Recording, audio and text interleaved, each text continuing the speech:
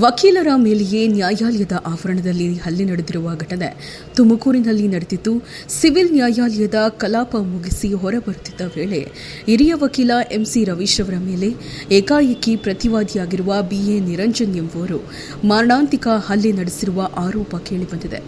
ಆಸ್ತಿ ವಿವಾದಕ್ಕೆ ಸಂಬಂಧಿಸಿದ ಪ್ರಕರಣದಲ್ಲಿ ನಿರಂಜನ್ ಅವರ ಅಕ್ಕನ ಪರವಾಗಿ ಹಿರಿಯ ವಕೀಲ ರವೀಶ್ ವಕಾಲತ್ತು ವಹಿಸಿಕೊಂಡಿದ್ದರು.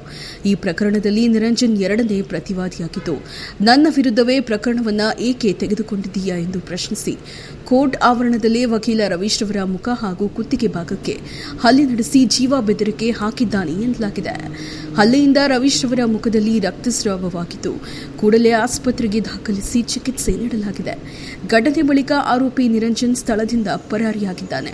ಇನ್ನು ನ್ಯಾಯಾಲಯದ ಆವರಣದಲ್ಲೇ ವಕೀಲರ ಮೇಲೆ ಹಲ್ಲೆ ನಡೆದಿರುವುದನ್ನು ಖಂಡಿಸಿ ತುಮಕೂರಿನ ವಕೀಲರು ಕಲಾಪದಿಂದ ಹೊರಗುಳಿದು ಪ್ರತಿಭಟನೆ ನಡೆಸಿದ್ದು, ವಕೀಲರ ಮೇಲಿನ ದೌರ್ಜನ್ಯಕ್ಕೆ ಘೋಷಣೆ ಕೂಗಿ ಆರೋಪಿಯನ್ನ ಕೂಡಲೇ ಬಂಧಿಸಿ ಕಠಿಣ ಕ್ರಮ ಕೈಗೊಳ್ಳುವಂತೆ ಒತ್ತಾಯಿಸಿದ್ದಾರೆ.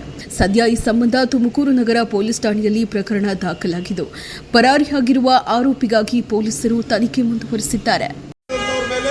ಹಲ್ಲೆ ಆಗಿರೋದನ್ನ ನಾವು ತೀವ್ರ ಖಂಡನೆಯೊಂದಿಗೆ ಏನು ಇವತ್ತು ಎಲ್ಲ ಮೆಜಾರಿಟಿ ಸದಸ್ಯರು ಕೋರ್ಟ್ ಕಲಾಪದಿಂದ ಹೊರಗಡೆ ಉಳಿದು ಆ ರವಿಯಂಗೆ ಬೆಂಬಲವಾಗಿ ನಿಂತು ಮುಂದೆ ಈ ರೀತಿಯ ಘಟನೆಗಳು ನಡೆದಂತೆ ನಾವು ಕ್ರಮ ವಹಿಸಬೇಕು, ನಾವು ಸ್ಟ್ರಿಕ್ಟ್ ಆಗಿರಬೇಕು, ನಮ್ಮ ವಕೀಲರ ಮೇಲೆ ವಕೀಲರ ಹಿತಾಸಕ್ತಿನ ಕಾಪಾಡಬೇಕು ಅಂತ ಏನು ತಾವೆಲ್ಲರೂ ಒಕ್ಕೂಟದಿಂದ ಒತ್ತಾಯ ಮಾಡ್ತಿದ್ರಿಂದ ಆ ಒಕ್ಕೂಟ ಒತ್ತಾಯದಂತೆ ಇವತ್ತು ವಕೀಲರ ಸಂಘ ತುಮಕೂರು ಜಿಲ್ಲಾ ನ್ಯಾಯಾಲಯದಲ್ಲಿ ನ್ಯಾಯಾಲಯದ ಕಲಾಪದಿಂದ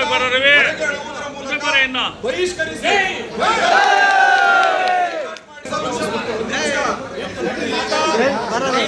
ಸ್ಪೆಷಲ್ ಮೀಟಿಂಗ್ ಕರೆದಿದ್ದೀನಿ, ಮಾಡಿದ್ದು ರೆಸಲ್ಯೂಷನ್ ಮಾಡಿ ಗೊಂದಲ ಮಾಡಬೇಕು ಅಂತ ಹೇಳಿ ಒತ್ತಾಯವನ್ನು ಮಾಡಿದ್ದೀನಿ. ಘಟನೆ ಆದ ತಕ್ಷಣ ನಾನು ರವೀಶ್ ಅವ್ರ ಗಮನಕ್ಕಿದ್ದಂಗೆನೆ ಜೂರಿಸ್ಡಿಕ್ಷನ್ ಸ್ಟೇಷನ್ಗೆ ಮಾತಾಡಿ ತಕ್ಷಣವಾಗಿ FIR ಮಾಡಬೇಕು ಅಂತ ಹೇಳಿ FIR ಮಾಡಿಸಿದ್ದೀವಿ. ನಿಮ್ಮೊಂದಿಗೆ ನಮ್ಮ ಸಂಘ ಇದೆ, ನಿಮ್ಮೆಲ್ಲರ ಒಕ್ಕೂಟದಂತೆ ಇವತ್ತು ನ್ಯಾಯಾಲಯ ಕಲಾಪವನ್ನು ಬಹಿಷ್ಕರಿಸುತ್ತೇವೆ. ಎಲ್ಲರೂ ಸಹಕರಿಸಬೇಕು. ದಯವಿಟ್ಟು ಕೋರ್ಟಿಗೆ ಪ್ರೊಡ್ಯೂಸ್ ಮಾಡಿದಂತ ಸಂದರ್ಭದಲ್ಲಿ ನಮ್ಮ ಸಂಘದ ಯಾವುದೇ ಸದಸ್ಯರ ವಕಾಲತ್ತನ್ನು ವಹಿಸಬಾರದು, ಸಂಘದ ನಿರ್ಣಯ. ದಯವಿಟ್ಟು ನೀವೆಲ್ಲರೂ ಸಹಕರಿಸಿ ಒಕ್ಕೂಟನ್ನು ಪ್ರದರ್ಶನ ಮಾಡಬೇಕು. ಮುಂದಿನ ದಿನಗಳಲ್ಲಿ ವಕೀಲರು ಏನು ಅನ್ನೋದನ್ನ ಸಾರ್ವಜನಿಕವಾಗಿ ನಾವು ತಿಳಿಸಿದ್ರೆ ಅವರು ಪ್ರೊಡ್ಯೂಸ್ ಆದಾಗ ಜೈಲಿಗೆ ಹೋಗಬೇಕು. ಯಾರು ಸಹ ಬೇರೆ ಅಪ್ಲಿಕೇಶನ್ ಆಗಬಾರ್ದು ಮಾಡ್ಕೊಂಡು ಶಾಂತಿಯುತವಾಗಿ ಈ ಒಂದು ನಡೆಸ್ಕೊಡ್ಬೇಕು ಅಂತ ಹೇಳಿ ಯಾರು ದಯವಿಟ್ಟು ಅಂತ ಪರ್ಸನಲ್ ಕೇಸೇ ಇರಲಿ ಎಂತ ಕೇಸ್ ಇರಲಿ ಯಾರು ನ್ಯಾಯಾಲಯಕ್ಕೆ ಹೋಗ್ಬೇಡಿ. ಇದನ್ನ ಪ್ರೊಸೀಜರ್ ಆಸ್ಪೆಕ್ಟ್ಸ್ ನಾನು PDG ಅವ್ರ ಗಮನಕ್ಕೆ ತರಬೇಕು. ಸಂಘ ನಿರ್ಣಯ ಮಾಡಿದೆ. ನಾನು ಬಹಿಷ್ಕಾರ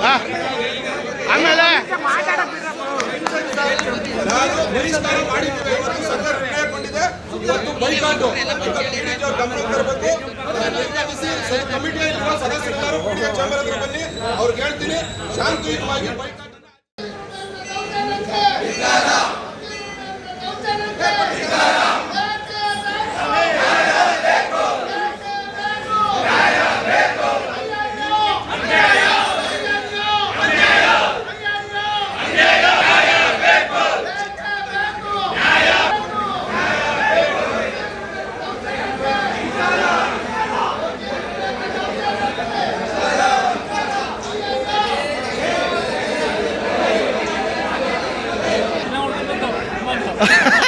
ಎಷ್ಟೋ ಹೆಣ್ಮಕ್ಳು ಹೇಳ್ತಾ ಇರ್ತೀರಾ, ಸರ್ ನಾನು PCOD ಇಂದ ದಪ್ಪ ಆದೆ, ಸರ್ ನಾನು ಥೈರಾಯ್ಡಿಂದ ದಪ್ಪ ಆದೆ ಅಂತಿದ್ರಲ್ಲ.